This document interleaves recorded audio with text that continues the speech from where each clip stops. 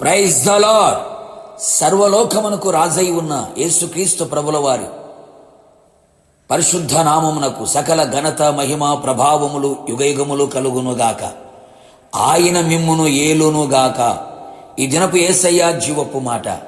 యెషయా ప్రవచన గ్రంథం 43వ అధ్యాయం 15వ వాక్యం. ఇశ్రాయేలు సృష్టికర్తయగు నేనే మీకు రాజును. యేసయ్య వలన చీకటిలో నుండి ఆశ్చర్యకరమైన వెలుగులోనికి పిలువబడి యేసయ్య గుణాతిశయములను ప్రచురము చేయు నిమిత్తము ఏర్పరచబడిన వంశముగా, రాజులైన యాజక సమూహముగా, పరిశుద్ధ జనముగా, దేవుని సొత్తైన ప్రజలుగా ఈ ఆత్మీయ యాత్రలో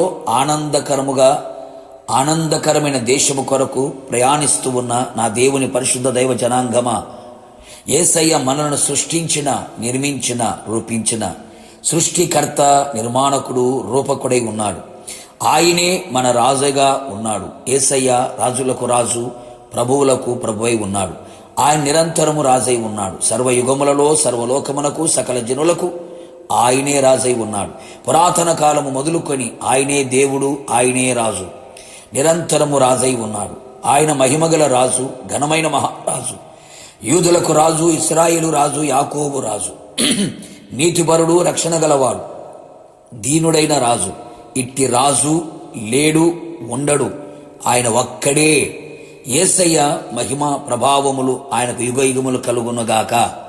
ఆయన రాజ్యము అంతము లేనిదై ఉన్నది. ఆయన రాజ్యము లోక సంబంధమైనది కానే కాదు. ఎందరో రాజులు, చక్రవర్తులు పుట్టారు, రాజ్యాలు స్థాపించారు, వెలిగారు, చివరికి మట్టిలో కలిశారు. రాజులు లేరు, రాజ్యాలు లేవు. మరికొందరు పుట్టగతులు లేకుండా పోయారు. చెప్పుకోవడానికి చరిత్ర ఒకటే మిగిలినది. మన రాజు అట్టివాడు కాదు, మరణమును గెలిచి తిరిగి లేచినవాడు. ఆయన స్థాపించిన ప్రేమ సామ్రాజ్యం నేటి వరకు నిలిచి ఉన్నది, నిలిచే ఉండును. మనమే ఆయన ప్రేమ సామ్రాజ్యము.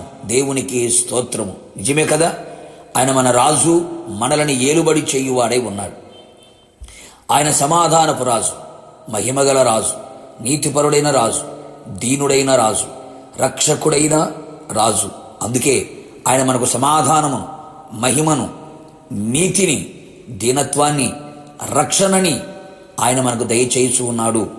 ఆయన పరిశుద్ధుడైన రాజు, మనల్ని పరిశుద్ధముగా ఉండుటకు మనల్ని ఏలుచున్నాడు.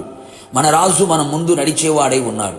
మన ఎదుట ఉన్న ప్రాకారము లాంటిని సమస్యలని, శోధనలని, రోగములను, వ్యాధి బాధలను, కష్టాలను, కన్నీలని, శ్రమలను, శోధనలను, ఆర్థిక ఇబ్బందులు, అది ఏదైనా, ఎలాంటి ఎత్తైన ప్రాకారమైన, బలమైన ప్రాకారమైన, మన రాజు మన ముందు నడిచి వాటిని పడగొట్టును.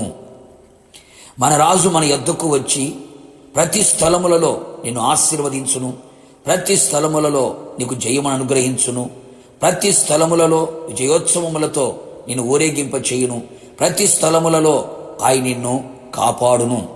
నీవు ఆశీర్వాదకరముగా ఉందువు. పరలోక, ఆత్మీయ, శారీరక, భౌతిక ఆశీర్వాదములు నీకు సమృద్ధిగా దయచేయును. మన రాజు విమోచకుడై ఉన్నాడు. అవును ప్రియులారా, మన పాపములను విమోచించేవాడు, భక్తిహీనత నుంచి విమోచించేవాడు. మన విమోచకుడైన రాజు బలవంతుడు, సజీవుడు, రక్షణను, సంపూర్ణమైన భక్తిని దయచేయువాడై ఉన్నాడు. ఇలాంటి రాజును మనము కలిగి ఉన్నాము. మనము ధన్యులము. నిరంతరము ఆయనే మనకు రాజై ఉండునుగాక. ఆయన ఏలుబడిలో మనం నిలిచి యుగయుగములు ఆయనతో పాటు ఆయన రాజ్యములో నిలిచి ఉందుముగాక. ప్రార్థన. సర్వలోకానికి చక్రవర్తి అయిన నా ప్రియ పరలోకపు తండ్రి, నీ పరిశుద్ధమైన పాదములకి కోట్లాది స్తోత్రములు చెల్లించుచు ఉన్నాం. మమ్మల్ని సృష్టించిన సృష్టికర్త, మా నిర్మాణకుడా, మమ్మల్ని రూపించిన దేవా, మీరే మాకు రాజుగా ఉన్నందుకు మిమ్మల్ని స్తుతించుచున్నాం. మీరు మమ్మల్ని ఏలుబడి చేయుచున్నందుకు మీకు స్తోత్రాలు. మా ముందు నడుచుచున్నందుకు మీకు స్తోత్రాలు. ప్రతి స్థలములో మా యొద్దకు వచ్చుచున్నందుకు మీకు స్తోత్రాలు.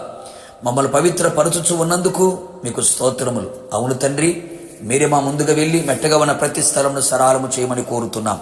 ప్రతి విషయంలో మీరు మాకు రాజుగా ఉండి మమ్మల్ని ఏలుబడి చేసి నీ నిత్య రాజ్యంలో చేర్చేంత వరకు సన్నిహితుడుగా ఉంచమని యేసు నామములో అడిగి పొందుకున్నాము తండ్రి, ఆమేన్.